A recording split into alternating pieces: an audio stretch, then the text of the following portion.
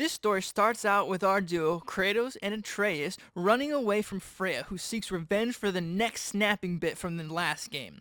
But once our duo gets home, Fenrir, a giant wolf that Atreus has adopted, dies, and four soul bits are released from his dying body. But then a father and son argument about Atreus sneaking out occurs, leaving Kratos angry, and so he goes to take a nap. But when he's taking a nap, he dreams of his deceased wife, and when he awakes, he does not find Atreus anywhere to be seen. So he goes out looking for him, only to find a ginormous bear, which Kratos almost kills, but then at the last moment, the bear turned into Atreus. Kratos, obviously being freaked out, said they're going back home, and before they could do anything about that incident, Thor shows up, closely followed by Odin.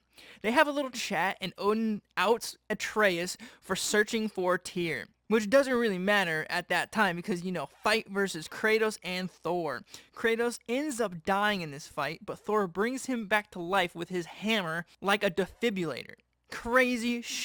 After the fight, Atreus shows his dad that the shrines all have hidden messages, and they unlock Sand Palace shit, and shows that Tyr is alive. Since their home is, not safe anymore, Sindri lets them into his house, and they know that they gotta go to Svartalheim to find Tyr, which they do, but when they find Tyr, Tyr is a little bitch.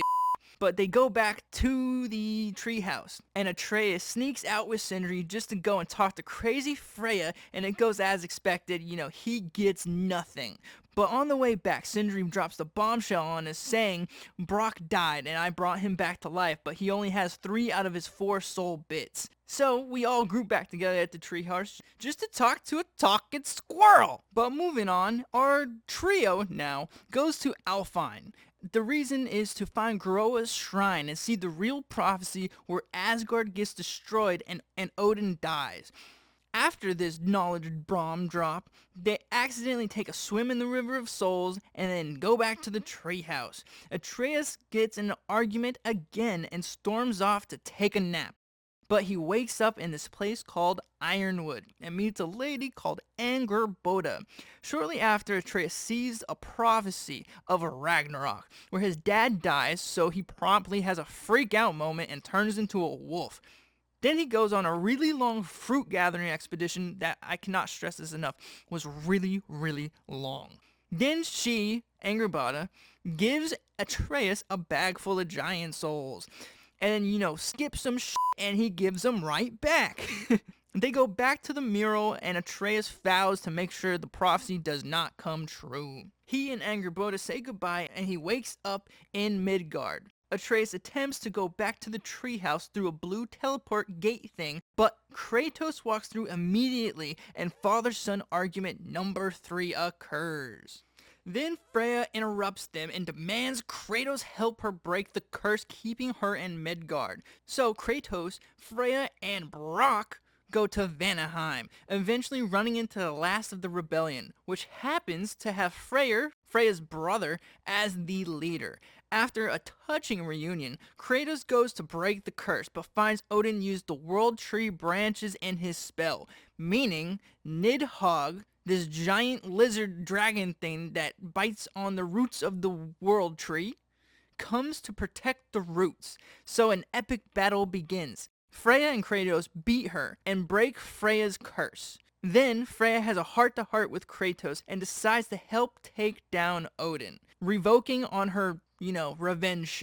Then, back at Sindri's house, father and son argument number 4 happens, but this time Atreus gets really, really angry and turns into the bear and smacks Sindri and then teleports out.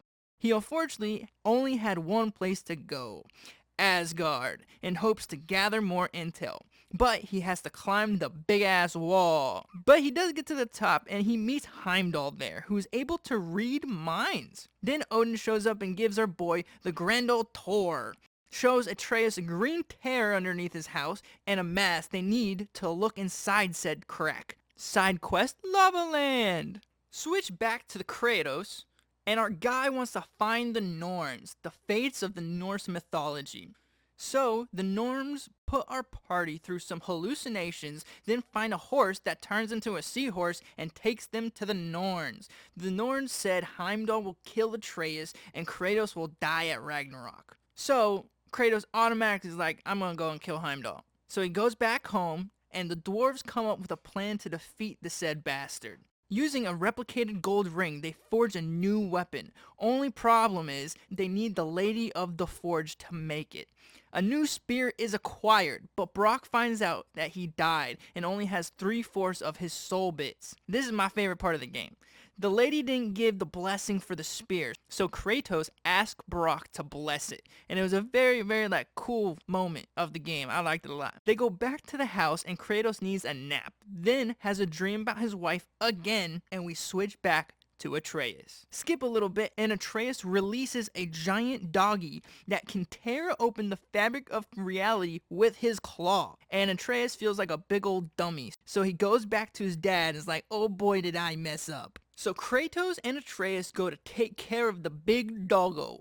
But instead of putting it down, they put the soul of Fenrir, the dog at the beginning of the game, into the big ass dog, officially making him a big old good boy. Next stop, Vanaheim, where they find the night and day wolves. Man, I'm drawing a lot of dogs that chase the sun and the moon. Well, moon gone, so you gotta go and find it. After you do that, the moon is let loose and Atreus fires an arrow for the wolf to follow, completing a prophecy. Then, back at camp, we find the location that they're keeping the prisoners in, so we gotta go and save them. But on the way, we of course run into Heimdall, being just a huge prick. So Kratos overwhelms him and ends him. Then takes Gjallarhorn, the horn that starts Ragnarok. They save the prisoners, and then an epic running bit just to be on a floating boat. So a little bit happens, and then back at the treehouse, they devise a plan for Atreus to go back to Asgard in order to distract Odin using the green mask. Then, funny bar fight happens, and Atreus and Thor gotta go find the last piece of the mask. Then Thor tries to kill Atreus, as one does, but Atreus gets away just in time, and with the mask. Best line in the game happens right after this part, and it's Brock saying, I expect you to bite my blue butt cheek. Back at the treehouse, everybody argues about what to do. Then Tyr says we should sneak into Asgard to use the mask, and I know just the way to get in there. But Brock is like, the f*** this been at? And basically calls Tyr a liar. So in retaliation, Tyr stabs Brock in the chest, revealing that he was really Odin in disguise the whole time. Odin then grabs Atreus and puts the knife to his neck, saying give him the mask. Freyr throws the mask and Atreus gets away. A shuffle occurs, and in the end, Kratos throws his spear at the mask in Odin's hands, knocking it out, making Odin leave empty-handed. We look back to see Brock's last moments and Sindri's disappearing act. Then they find him at the old Midgard Forge, where Sindri has kinda snapped out of grief, so our duo leaves. Back at the treehouse, plans are made to make an army. So Kratos and Atreus go find Surtur, and he agrees to help. They go down to the spark of the world and turn Surtur into Ragnarok, the biggest of boys. So Kratos becomes the general of the Everybody But Asgard Club. He has a nice speech, he blows Gjallarhorn, and the final fight begins. Long story short, Kratos versus Thor round 2. But in the end, Kratos decides to spare Thor, saying, be better type shit. And Thor's like, okay. But oh wait, Odin stabs him in the heart, killing his son instantly for a change of heart. Change of heart, get it? Odin versus Kratos and Atreus. The battle begins, and shortly after, Freya shows up. But then Odin collapses the floor. Now the magic tear is in sight. But Atreus decides to break the mask, making Odin very, very angry. So the fight continues until Atreus puts a defeated Odin's soul in a rock, which Sindri swipes and smashes with a hammer, avenging Brock. Right after that, Ragnarok comes and goes to blow up all of Asgard. So Freyr sacrifices his life so everyone can escape. We find that everything else went pretty okay, and Angrboda goes to show our duo one last shrine. It showed Atreus' mother's shrine, showing her sacrifice. Then Atreus tells his dad that he needs to go and find the other giants alone. They say their goodbyes and Atreus leaves. But then Kratos sees the shrine has a backside, which shows his story, and the last panel has him shining in gold, revered by many.